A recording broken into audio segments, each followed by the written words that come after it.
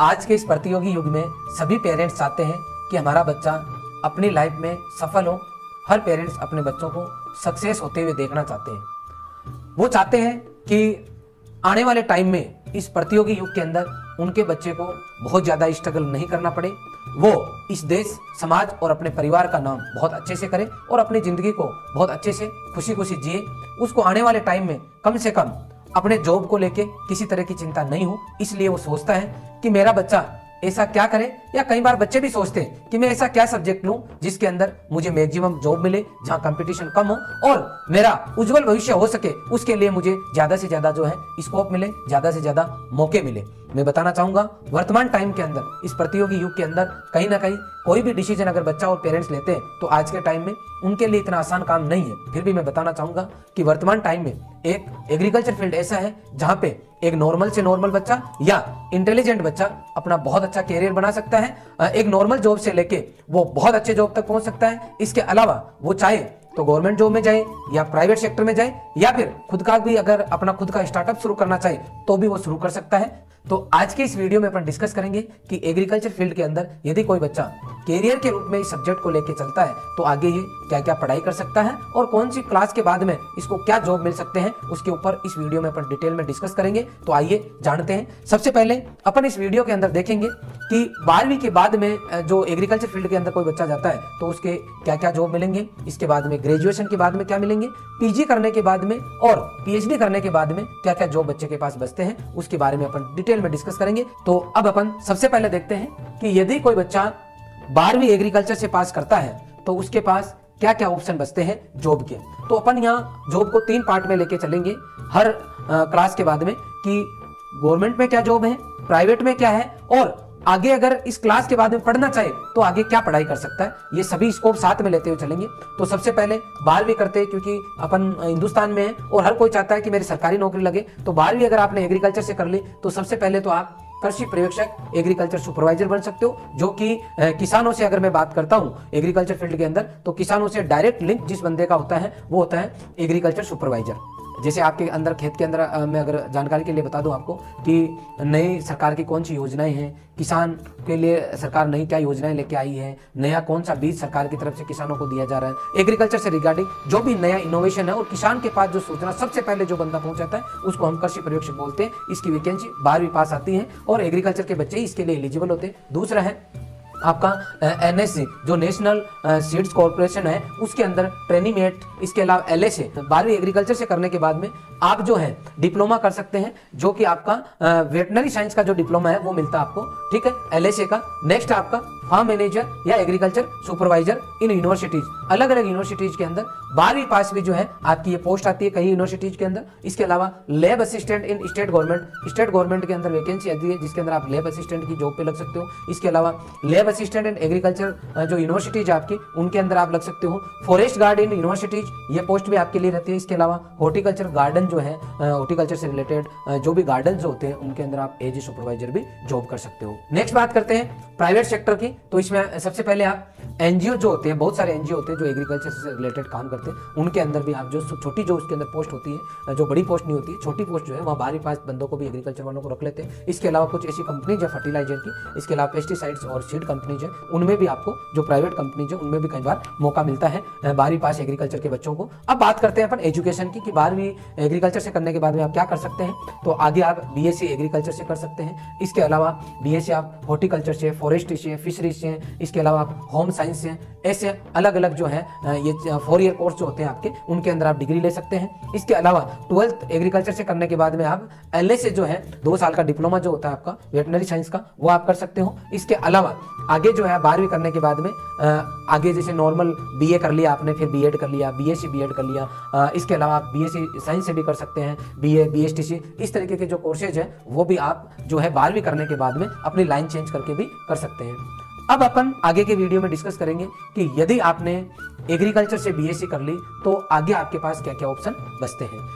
सबसे पहले बताना चाहूंगा बीएससी एग्रीकल्चर अगर आपके 12th में साइंस मैथ सब्जेक्ट है तो भी कर सकते हो। इसके अलावा बायोलॉजी है तो भी कर सकते हो, और एग्रीकल्चर सब्जेक्ट था 12th में तो भी कर सकते हो। कहने का मतलब बीएससी एजी के लिए साइंस होना जरूरी है।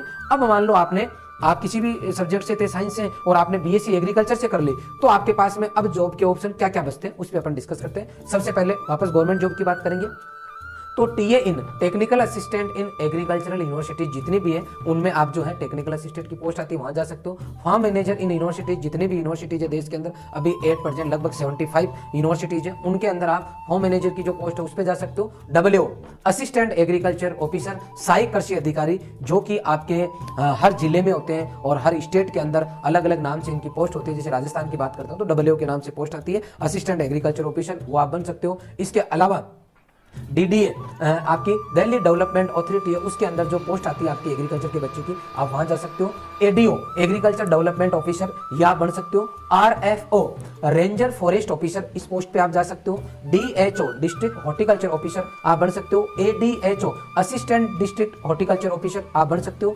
डीसीओ डिस्ट्रिक्ट कैन ऑफिसर, इसकी पोस्ट पे आप जा सकते हो। इसके अलावा AAE असिस्टेंट एग्रीकल्चर इंजीनियर, ये आप बन सकते हो। FSO food safety officer, state और सेंट्रल दोनों में इसकी पोस्ट आती है, आप वहां जा सकते हो। FCI ये आपकी फूड कॉर्पोरेशन ऑफ इंडिया जो है आपका, उसके अंदर जो है आपका टेक्निकल असिस्टेंट की पोस्ट आती है, वो आप बन सकते हो। CWC central warehouse corporation, इसके अलावा इसमें आपका स्टेट वेयर हाउस कॉर्पोरेशन जो है उसके अंदर भी आपकी पोस्ट आती है RSWC की, आप वहां पर भी जा सकते हो। और सेंट्रल वेयर हाउस कॉर्पोरेशन, यहाँ पर भी आपकी पोस्ट आती है, यहाँ पर भी आप जा सकते हो। AFO एग्रीकल्चर फील्ड ऑफिसर, जो आपका बैंक के अंदर पोस्ट होती है, आप वहां लग सकते हो। इसके अलावा नाबार्ड जो बैंक है उसके अंदर आपकी पोस्ट आती है।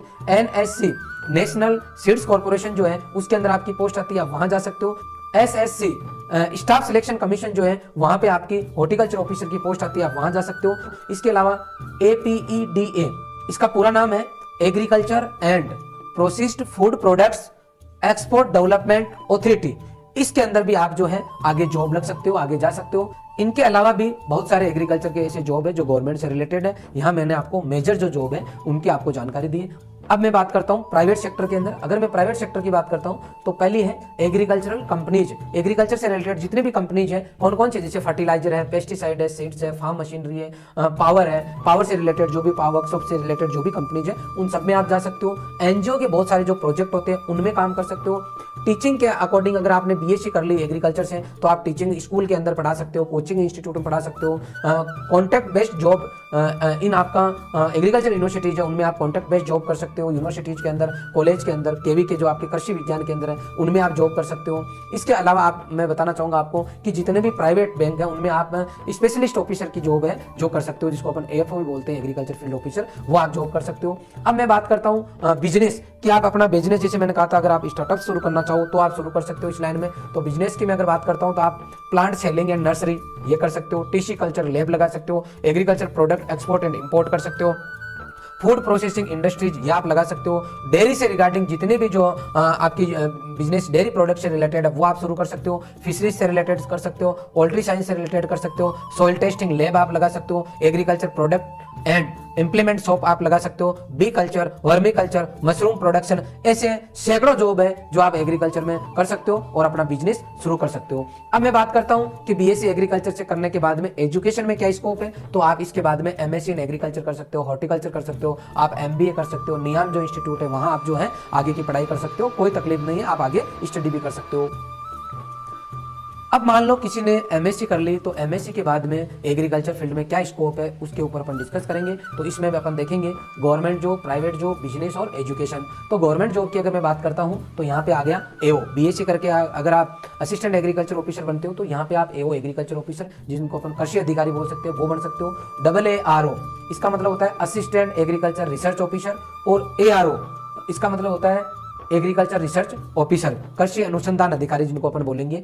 AEO एग्रीकल्चर एक्सटेंशन ऑफिसर, फिर आपका ASO एग्रीकल्चर स्टैटिस्टिक्स ऑफिसर, फिर आपका ASRB जिसके अंदर आप एग्रीकल्चर साइंटिस्ट रिक्रूटमेंट जो बोर्ड आपका, उसमें T1 T2 ऐसी अलग अलग पोस्ट आती है, आप वहां अप्लाई कर सकते हो। इसके अलावा यदि आपने एमएससी कर ली तो आप स्कूल एग्रीकल्चर जो जितने भी स्कूल उनमें एग्रीकल्चर सब्जेक्ट चलता है वहां आप एज ए लेक्चरर की पोस्ट पे ज्वाइन कर सकते हो, उसमें आपकी एमएससी बीएड चाहिए। इसके अलावा एनएससी जो आपकी एनएसजी नेशनल सीड्स कॉर्पोरेशन है, वहां पे आप जो है सीड क्वालिटी कंट्रोल ऑफिसर उसकी पोस्ट पे जा सकते हो। नेक्स्ट अगर बात करता हूँ एमएससी के बाद में प्राइवेट जॉब की, तो इसमें आप ऑल एग्रीकल्चर कंपनीज है उनमें जा सकते हो, कॉन्ट्रैक्ट बेस्ड जॉब कर सकते हो, जैसा कि अपने पहले डिस्कस किया। गवर्नमेंट एग्रीकल्चर के जितने भी इंस्टीट्यूट है, केवीके कॉलेज, उनके अंदर टीचिंग के अंदर आप प्राइवेट सेक्टर के अंदर, गवर्नमेंट सेक्टर के अंदर आप जा सकते हो। एमएससी नेट होना चाहिए, प्राइवेट कॉलेज में जा सकते हो। असिस्टेंट प्रोफेसर जो है उसके लिए आप एलिजिबल हो जाते हो, आप वहाँ जा सकते हो। स्कूल्स एंड कॉलेज जितने भी स्कूल और कोचिंग इंस्टीट्यूट है आप वहाँ जा सकते हो। अब बात करते हैं इसमें बिजनेस। तो मैंने जो बीएससी के बाद में जो बताई, तो पूरे जो इधर भी आ जाते हैं। एजुकेशन की बात कर सकते हो तो आगे आप पीएचडी कर सकते हो, ठीक है। अब बात करते हैं, अब आगे की वीडियो में अपन डिस्कस करेंगे कि यदि किसी बंदे ने एग्रीकल्चर से जो है पीएचडी कर ली है तो आगे क्या क्या जॉब है। तो इसकी अगर मैं बात करूंगा तो सबसे पहले गवर्नमेंट जॉब की बात करूंगा तो असिस्टेंट प्रोफेसर जितने भी एग्रीकल्चर की यूनिवर्सिटीज है उनके अंदर आप एपी की पोस्ट पे जा सकते हो।